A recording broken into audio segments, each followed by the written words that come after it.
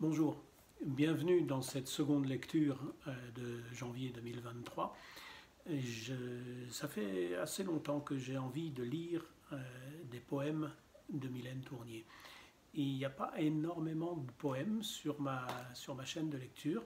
La dernière fois que j'ai lu de la poésie, c'était des extraits du Gardeur de troupeau de Fernando Pessoa. Et Mylène Tournier, je l'ai découvert il y a à peu près un an, et je lis et relis régulièrement ses textes. Je la suis également sur ce qu'elle publie sur Facebook, et ses chroniques ou ses poèmes. Et il y a quelque chose dans l'écriture de cette autrice qui me touche profondément. Je suis pas le seul. Elle a une vue qui lui permet d'aller toucher des choses profondément sensibles avec une écriture très personnelle qui, en jonglant délicatement avec quelques éléments de syntaxe, de grammaire, de ponctuation, arrive à créer un espace de résonance qui est émotionnellement très parlant. Donc aujourd'hui, je vais vous lire un extrait de L'autre jour. Ce sera le premier chapitre de ce livre intitulé Poème de famille.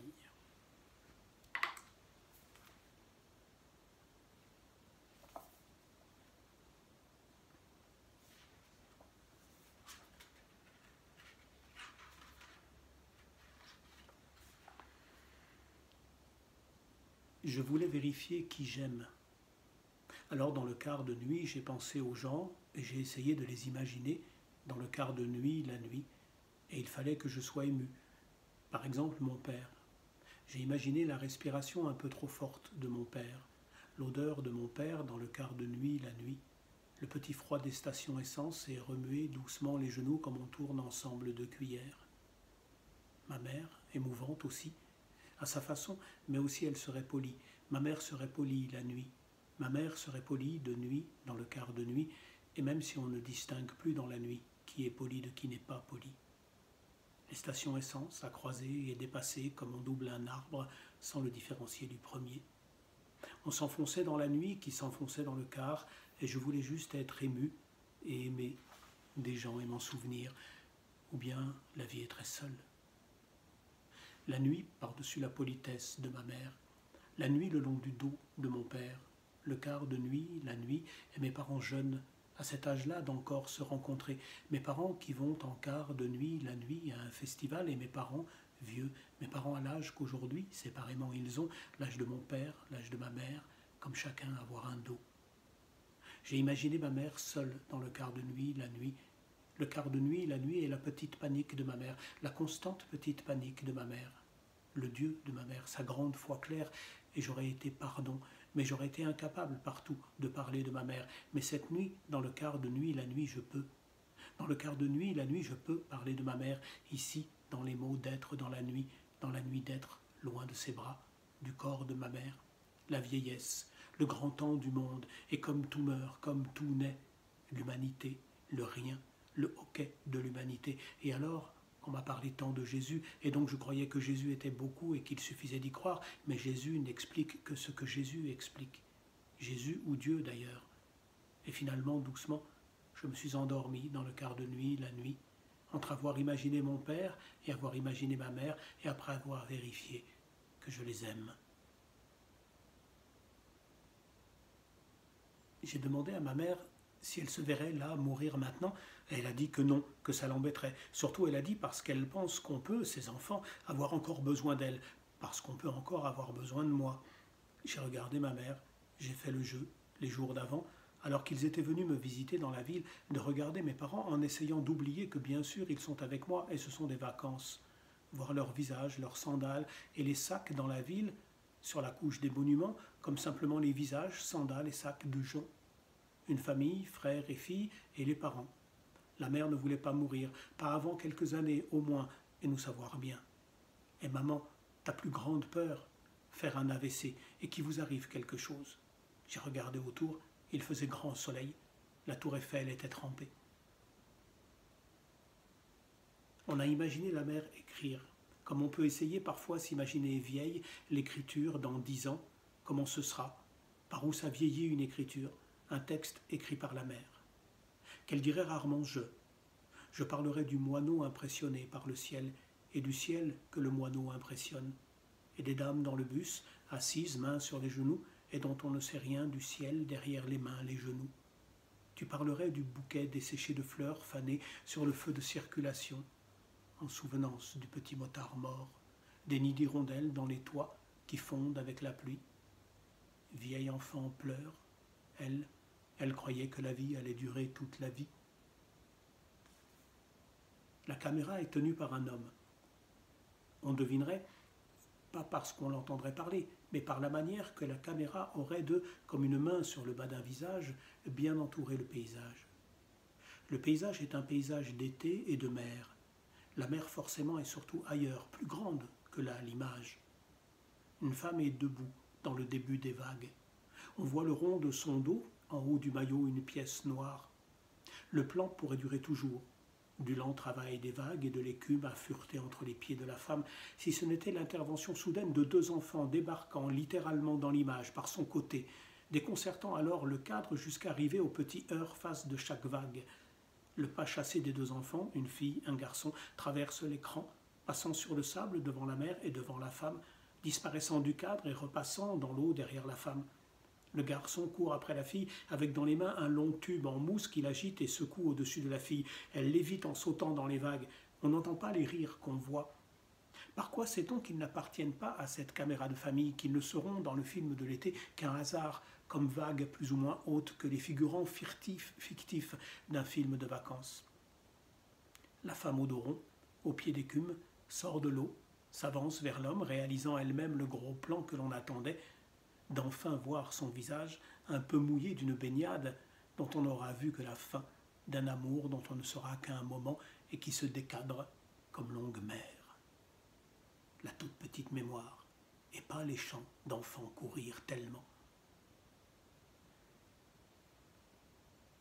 Parmi les très grands mère et fille, le mère et fille des samedis de descendre en ville, la mère et fille d'Yves Rocher, Maison du Monde, et d'à midi une quiche de boulangerie, la gâterie de même un cookie. Le mère et fille d'une sortie en ville, au retour week-endant de la fille partie à plus grosse, plus jeune ville. Parmi les mères, la mère, en sa féminité de petite soixantaine, trouvée tranquille, dans la nuque dégagée de la coupe courte, et à cette période-là de faire son brin noisette une fois seulement tous les mois, dans une tunique colorée, pas vulgaire, la peine habillée qu'il faut pour aussi bien les samedis que la semaine. Parmi les filles, la fille de ce deuxième malaise, d'après l'adolescence, d'une vingtaine sans la vingtaine, fait ses cuisses prises, et pour qui tout, amour, image, tempête, lecture et étreinte, se passe en dedans, mais qui ne le sait pas encore. Et sa mère voit et ne voit pas le malaise. Elle-même croit se souvenir, elle était moins triste, mais c'est sans doute aussi l'époque. La fille est au bord d'une catastrophe, qui pourrait éclater en sanglots, et hurler là que maman, la vie est vraiment difficile, en tout cas triste, pas facile et triste, même si c'est pas du tout ta faute, pas la vôtre avec papa, mais pas non plus la mienne, ni maman, la faute du monde ou des autres. Je veux dire que pas violée ou harcelée, maman va pas penser, mais ni la fille ni l'époque ne parlent. Qui laisse la voix aux pépiments lents de Pimki Jennifer, Mime C.A. Promode, déjà pâle tout près des pimpants Beer King, Wolf Trainers et New Look, et encombrant, auprès des transparents Assos et Zalando en ligne, parmi les cœurs, mon cœur exactement derrière, entre leurs 2 mains de mère et fille, mon cœur d'à peine moins fille que la fille et de pas mère. Reste sur terre, a dit ce soir le père à sa grande fille. Et bientôt au cercueil, quand sol et plafond dangereusement se seront rapprochés, jusqu'à ne laisser même pas de quoi respirer, quand mon plafond sera si bas qu'il n'aura du plafond que ce maigre avantage d'être un peu au-dessus du sol et à peine au-dessus de mon crâne, quand sol et sol alors avaleront mon visage comme 2 bises serrées comme un baiser, quand sol et sol me toiseront jusqu'au poudroiement de mes os, l'éclat total de ma peau, la disparition vive de chaque muscle, alors je me souviendrai. Soudain, comme on se réveille en sursaut d'un rêve et on tâte sa peau vivante, je me souviendrai.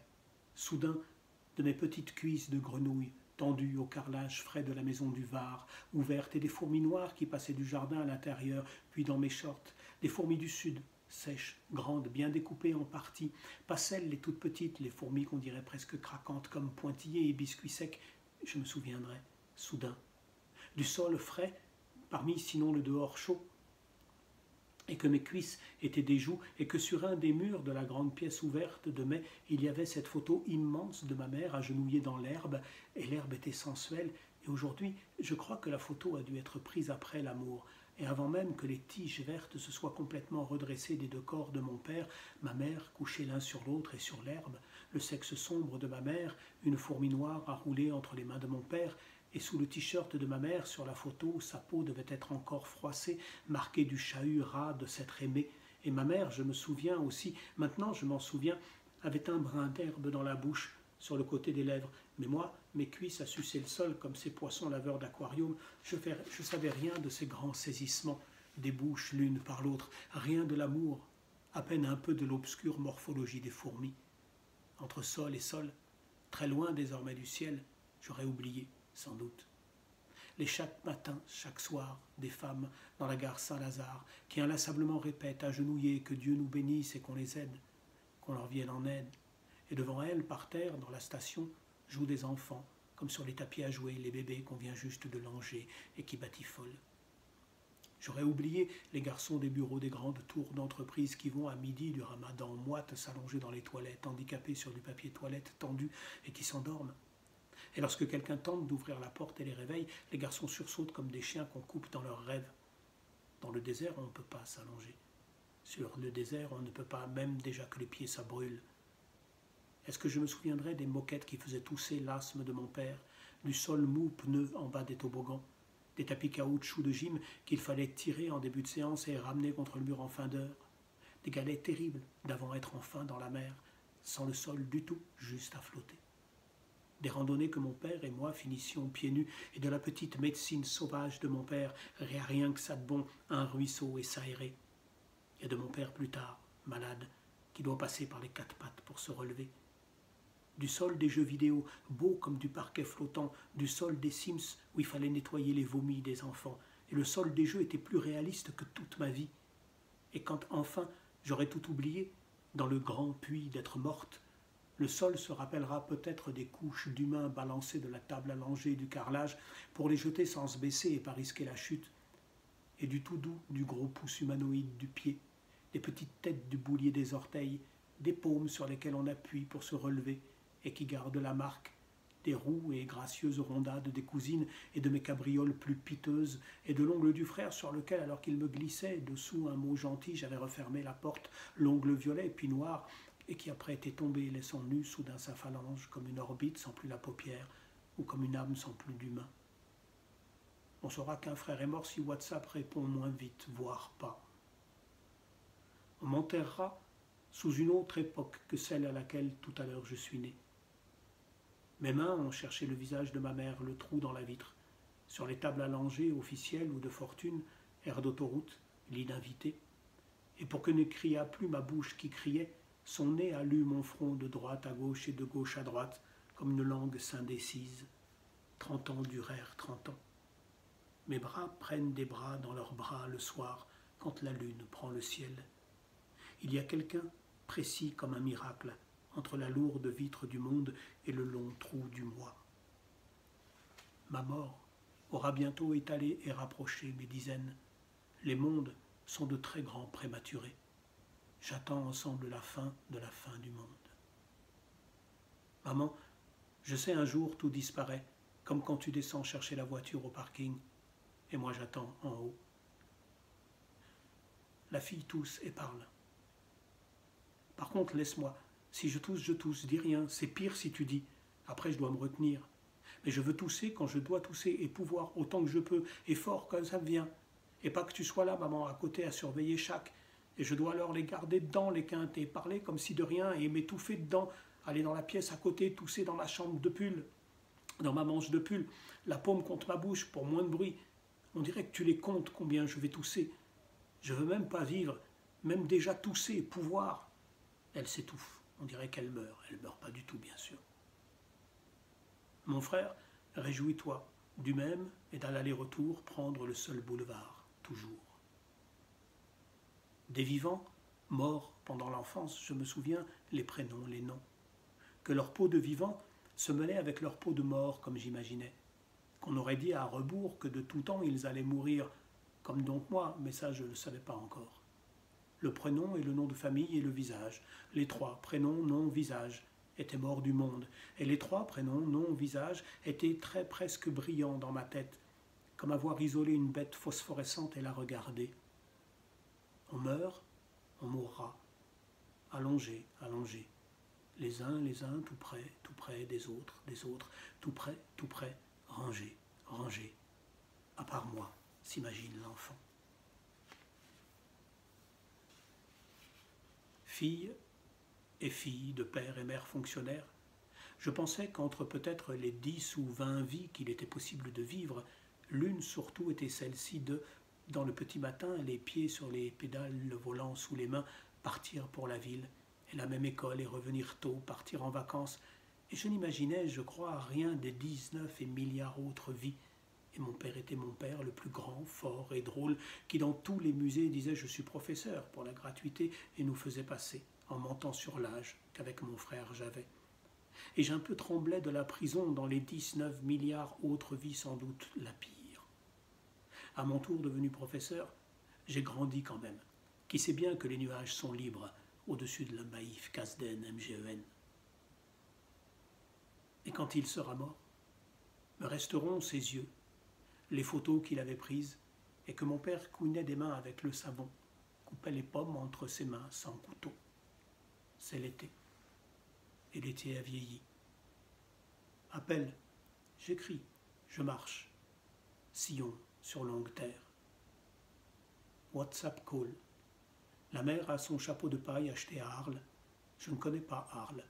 Les petites rues serrées pour l'ombre, les chevaux blancs sans selle, les joncs, la lagune jaune, le ciel de Camargue au-dessus de chaque croupe, les jupes rondes des filles, les pieds nus des vieilles au pas des portes, les mollets secs, les ongles durs qu'elles trempent dans une petite bassine, une fête de rue, une quiche sans crème, toute fine qu'on coupe debout dans le plat et qu'on mange dans la main.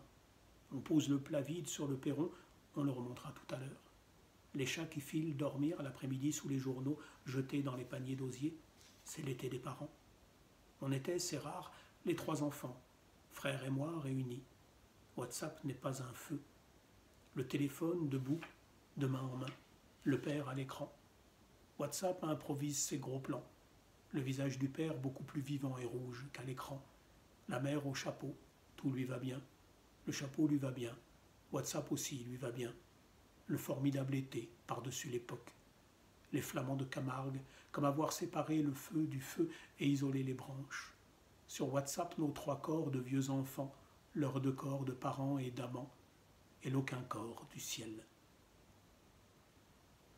Et devant le petit art de jardin ou perron, d'un nain ou d'une statuette, ou parfois quelque chose de plus insolite, une fourchette, au lieu de l'aiguille sur une horloge ou une boîte aux lettres en forme de poumon, le père disait « C'est bien, c'est vraiment bien que les gens soient créatifs comme ça chez eux gratuitement, et moi j'aimais les gens soudain d'aimer tant mon père. » Un jour ne restera de mon père que le dos d'un autre vieil homme dans l'escalator.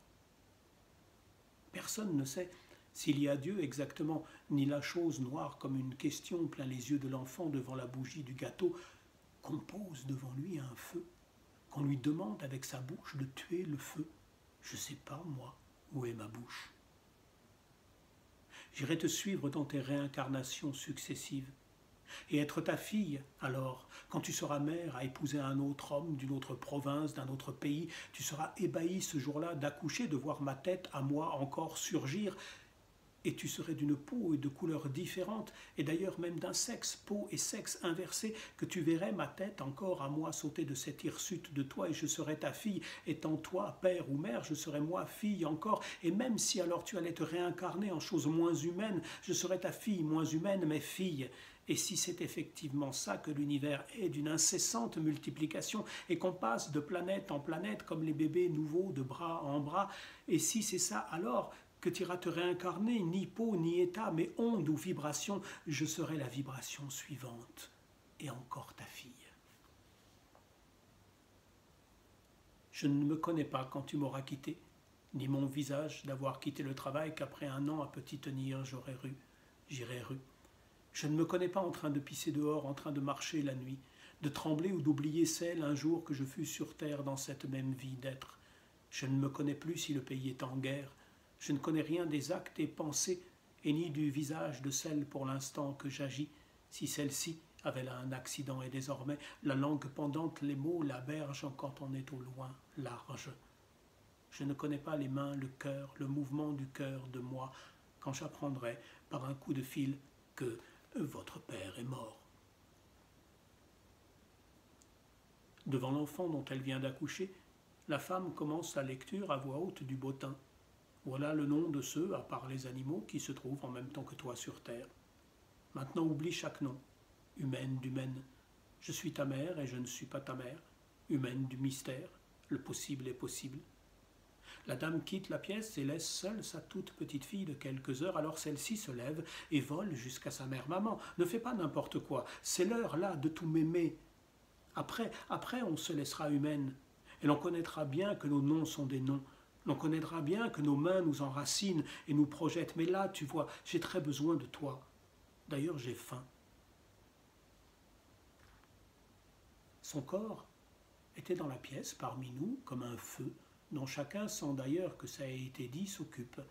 Et ainsi passait-on régulièrement sur notre chemin d'aller à la cuisine ou chercher une enveloppe, lui donner une caresse, un peu d'eau, quelque chose à grignoter, une main sur le front. Et comme je devais le matin sortir pour l'école, il m'arrivait d'être jalouse, de vouloir moi aussi m'allonger comme le vieux. On disait le vieux, je ne sais pas exactement l'âge qu'il avait, par terre, sur une couverture. Je veux dire, je comprenais que c'était profondément ça, exister. Et aussi que peut-être c'était son existence à lui dans son destin, mais pas mon destin à moi. Que j'en avais un autre, que je devais trouver.